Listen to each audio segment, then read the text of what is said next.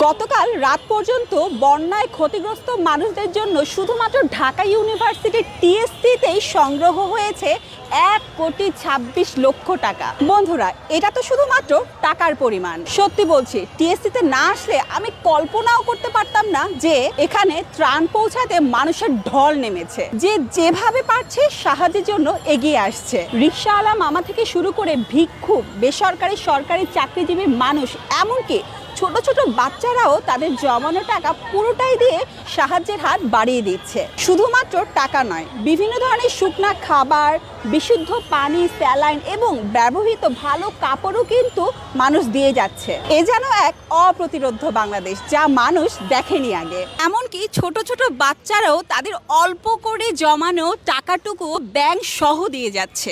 এ যেন একটা অন্যরকম বাংলাদেশ, যা কেউ দেখেনি আগে। আমিও আমার সামর্থ্য অনুযায়ী